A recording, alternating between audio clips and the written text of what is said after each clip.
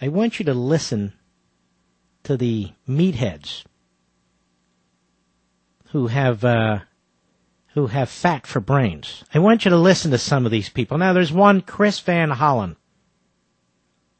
He's a detestable representative from Maryland, right outside of Washington, D.C., a Democrat hack. As a matter of fact, he's in charge of electing as many statist Democrats as possible in the House, like he did last time. He's a complete jackass, as you can imagine. Well, they had a press conference today on misinformation about health care. That is, those of us who are trying to explain to you what's being stuck in these bills. And there's something wrong with us. Here's the creep. Cut 10. Go.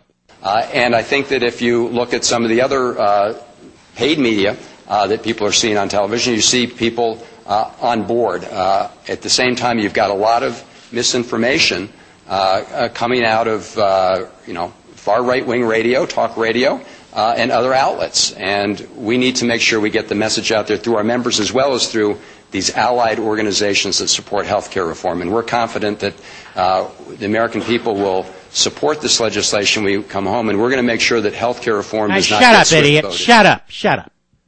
Swift-voted. You've got so many pulled phrases. You're like a trained monkey. You're like a trained monkey. Hey, what other phrase should we use? Swift-voted? Far right wing? Hate? Hey, let's get the insurance companies in there, too. I'll get more to that in a second. So this idiot, Chris Van Idiot. So now we are far right wing, hate talk radio. What does far right wing mean anyway? Was James Madison a far right winger who hated? How about Benjamin Franklin, another far right winger who hated? What about John Adams, far right winger who hated? All those founders who gave us the greatest constitution the earth has ever known. Far right wing haters, I guess? You dumbass. You don't even know what you're attacking or even why. You're a trained monkey. Chris Van Hollen. Now, they call us far right wing and haters. And yet when I expose them as Marxists, as I've been doing now for a very long time, what? You call them a Marxist? How the hell can you do that? All right, socialist. Wait a minute. How can you call them a socialist? So I lump them all together and reintroduce the word statist, which you hear everybody using now. Okay, statist. Statist? What the hell's that? Tone it down. Be polite. Show respect. You far right-wing haters on radio. Chris Van Idiot, let me tell you something. We are in your face, and we're not going anywhere. Let me explain something to you, jerk. You work for us, all of us. You chameleons in the Democrat Party, you don't get to operate in the shadows without the public knowing about it. You don't get to ram crap in these 1,000-page, 1,300-page bills that affect my parents, that affect my children, that affect my nation, without hearing from us. You coward. And let me tell you something else. When you weasels and cowards go back to your districts, your little town hall meetings, your little campaign stops, you're going to hear from us. We will be polite, but we don't like what you're doing, and in some cases, we don't like you, you jerk. Now, they have a whole strategy for dealing with us, the citizens of this country, for dealing with their own constituents. This is from Politico. Screaming constituents, protesters dragged out by the cops, congressmen fearful for their safety. Welcome to the new town hall-style meeting, the once staid form that is rapidly turning into a house of horrors for members of Congress. On the eve of the August recess, members are reporting meetings that have gone terribly awry, marked by angry, sign-carrying mobs and disruptive behavior. Oh, I see. So when the left is carrying signs, attacking the Jews, attacking Bush, attacking the war.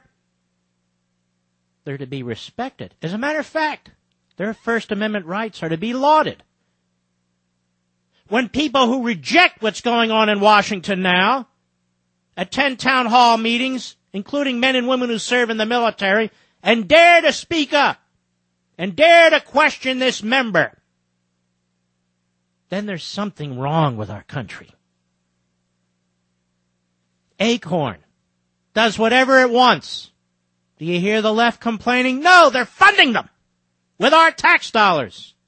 The Black Panthers have 2 thugs at a polling place in Philadelphia threatening voters with batons. And what does the Attorney General of the United States do? Gives them a pass. But by God, we're going to shut down the taxpayers and the citizens of this country who go to a town hall meeting to question their representative. That we cannot tolerate. That's hate right-wing radio behind that one. Citizens who've never been active before are active now. You, the Patrick Henrys of this country, you are becoming active. And the political elite are scared and they don't like it. And so they call you names. Right-wingers. But we don't take lectures from Marxists and their progeny. No, we own this damn country. And it's about time they figured that out. And we'll keep reminding them. We own this country, you jackass. You're there in Congress because somebody had the bad judgment to put you there.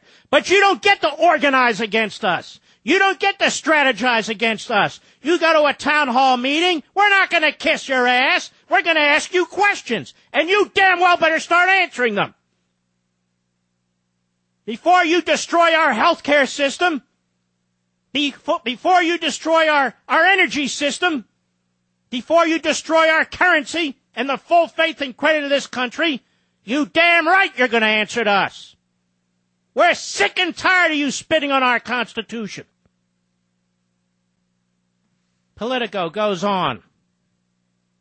The targets in most cases are House Democrats who over the past few months have tackled controversial legislation, including a $787 billion economic stimulus package.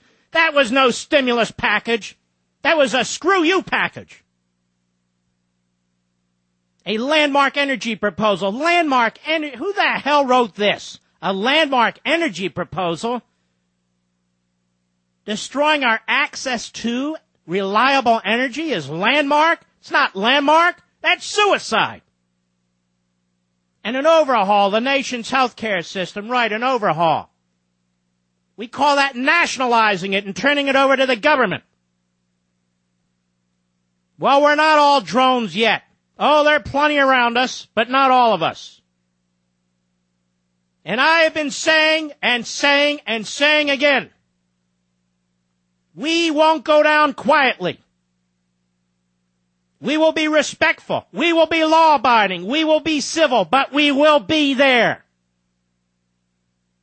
We believe in liberty.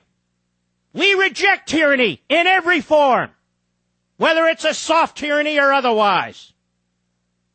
And I know there's some on our side, some Benedict Arnolds who don't quite see it or do see it and who are trying to undermine us. They are irrelevant. They do not matter.